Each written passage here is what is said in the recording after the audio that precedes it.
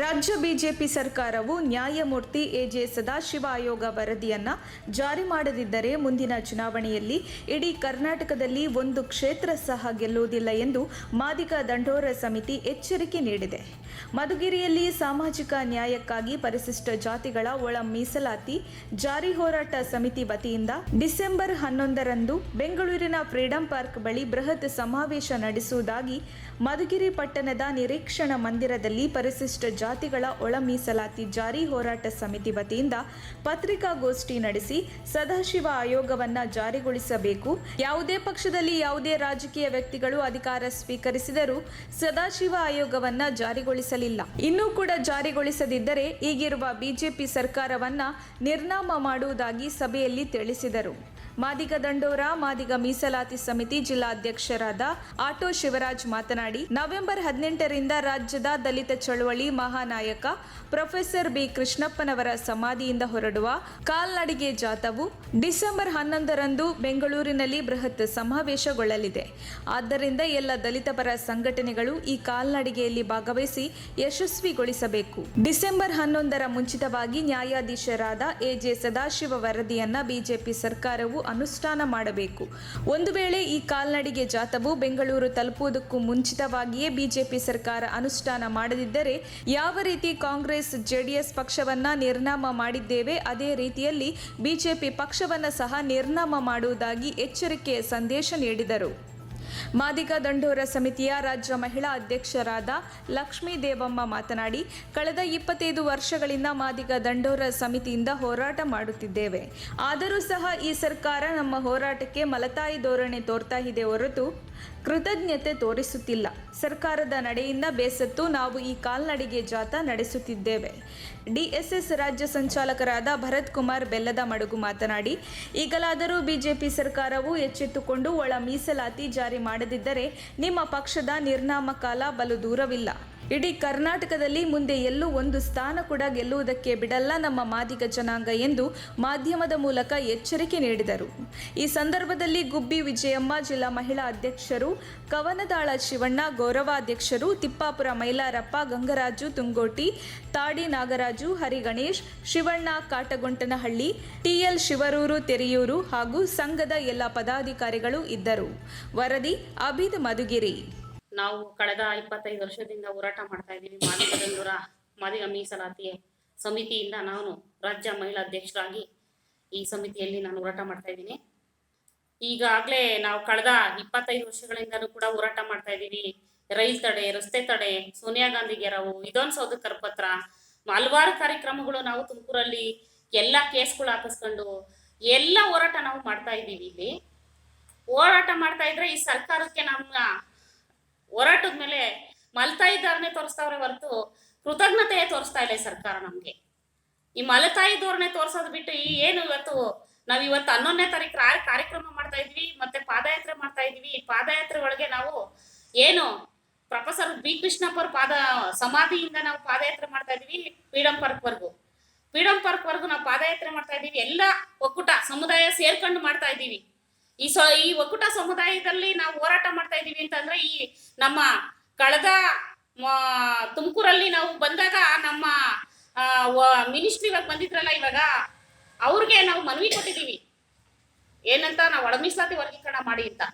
ಕೂಡ ಅವರು ನಿರ್ಲಕ್ಷ್ಯ ಮಾಡೋರು ನಮ್ಮನ್ನ. ಅದಕ್ಕೆ ಇವಾಗ ನಮ್ಮ ಹೋರಾಟ ಇವಾಗ ಫ್ರೀಡಂ ಪಾರ್ಕ್ ಅಲ್ಲಿ ಹೋರಾಟ ಮಾಡ್ತಾ ಇದೀವಿ. ಮತ್ತೆ ಎಲ್ಲ ಮಹಿಳೆಯರು ತುಮಕೂರಿಂದ ನಾವು ಎಷ್ಟೋ ಸಾವಿರಾರು ಜನ ನಾವು ಪಾದಯಾತ್ರೆ ಮಾಡೋದಕ್ಕೆ ನಾವು ಮುಂದಾಡ್ತಾ ವಹಿಸ್ಕೊಂಡಿದೀವಿ. ಮತ್ತೆ ಈಗ ಸರ್ಕಾರ ನಮ್ಮನ್ನ ನಿರ್ಲಕ್ಷ್ಯ ಮಾಡಬಾರ್ದು. ಈ ಸರ್ಕಾರದಲ್ಲಿ ನಮ್ಮ ಒಳ ಮೀಸಲಾತಿ ವರ್ಗೀಕರಣ ಏನ್ ನಮ್ಮ ಗುರಿ ಅಂತ ಎಜೆ ಸದಾಶಿವ ವರದಿ ಐತೋ ಆ ವರದಿನ ಜಾರಿ ಮಾಡ್ಲಿಲ್ಲ ಅಂತಂದ್ರೆ ಮುಂದಿನ ಹೋರಾಟ ಉಗ್ರವಾದ ಹೋರಾಟ ಮಾಡ್ಬೇಕಾಗ್ತದೆ. ಆಟೋ ಶಿವರಾಜ್ ಅಂತ, ಜಿಲ್ಲಾಧ್ಯಕ್ಷರು ಮಾದಿಗ ದಂಡೋರ ಮಾದಿಗ ಮೀಸಲಾತಿ ಹೋರಾಟ ಸಮಿತಿ ತುಮಕೂರು ಜಿಲ್ಲೆ.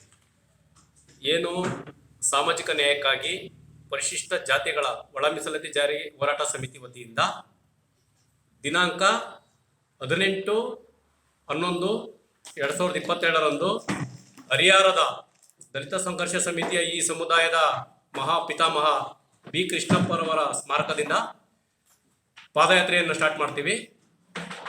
ಡಿಸೆಂಬರ್ 11ರಂದು ಬೆಂಗಳೂರು ಫ್ರೀಡಂ ಪಾರ್ಕ್ನಲ್ಲಿ ಮಾದಿಗ ಸಮುದಾಯದ ಎಲ್ಲ ಸಂಘಟನೆಗಳು ಸೇರ್ಕೊಂಡು ಆಮೇಲೆ ಇತರೆ ಜಾತಿಗಳು ಬೆಂಬಲದೊಂದಿಗೆ ಬೃಹತ್ ಸಮಾವೇಶವನ್ನು ಮಾಡ್ತಾ ಇದ್ದೀವಿ. ಹಾಗಾಗಿ ಸಮಾಜದ ಬಂಧುಗಳು, ಸಮಾಜದ ಹೋರಾಟಗಾರರು, ಬುದ್ಧಿಜೀವಿಗಳು ಎಲ್ಲರೂ ಕೂಡ ಈ ಪಾದಯಾತ್ರೆಯಲ್ಲಿ ಭಾಗವಹಿಸಬೇಕು, ಸಮಾವೇಶಕ್ಕೆ ಭಾಗವಹಿಸಬೇಕು ಅಂತ ಮನವಿಯನ್ನು ಮಾಡ್ತಾ ಇದ್ದೀನಿ. ಹಾಗೆ ಏನು ಬಿಜೆಪಿ ಸರ್ಕಾರ ನ್ಯಾಯಮೂರ್ತಿ ಎ.ಜೆ. ಸದಾಶಿವ ವರದಿಯನ್ನು ಈ ಕೂಡಲೇ ನಾವು ಪಾದಯಾತ್ರೆ ಬಿ ಕೃಷ್ಣಪ್ಪನವ್ರ ಸ್ಮಾರಕದಿಂದ ಬೆಂಗಳೂರಿಗೆ ಹೋಗೋದ್ರಲ್ಲಿ ಜಾರಿ ಮಾಡಿದ್ರೆ ಮುಂದಿನ ಚುನಾವಣೆಗೆ ನಿಮಗೆ ಈ ಸಮುದಾಯ ಬಲವಾಗಿರುತ್ತೆ. ಇಲ್ಲ ಅಂತಂದ್ರೆ ಏನು ಕಾಂಗ್ರೆಸ್ JDS ನ ನಿರ್ಣಯ ಮಾಡಿದೀವಿ, ಆ ರೀತಿ ನಿಮ್ಮ ಪಕ್ಷವನ್ನು ಕೂಡ ನಿರ್ಣಯವನ್ನು ಮಾಡ್ತೀವಿ. ಹಾಗಾಗಿ ನ್ಯಾಯಮೂರ್ತಿ ಎ.ಜೆ. ಸದಾಶಿವ ವರದಿಯನ್ನ ಅನುಷ್ಠಾನ ಮಾಡ್ಬೇಕು ನೀವು. ಈಗೇನು ಸಿದ್ದರಾಮಯ್ಯರಿಗೆ ಗೊತ್ತಾಗಿದೆ, ಅಲೆ ಸಿದ್ದರಾಮಯ್ಯವ್ರ ಹೋಟೆಲ್ನಲ್ಲಿ ಡೆಲ್ಲಿಲೂ ಕೂಡ ಮೊನ್ನೆ ಒಂದು ಹೇಳಿಕೆ ಕೊಟ್ಟಿದ್ದಾರೆ, ನಾನು ಎ.ಜೆ. ಸದಾಶಿವ ವರದಿಯನ್ನ ಈ ಸಮುದಾಯಕ್ಕೆ ಮಾಡಿದ್ರೆ ನಮ್ಮ ಪಕ್ಷ ಅಧಿಕಾರದಲ್ಲಿ ಇರ್ತಿತ್ತು, ಈ ಸಮುದಾಯನ ಬಲವಾಗಿರ್ತಿತ್ತು ಅಂತ ಹೇಳಿದ್ದಾರೆ.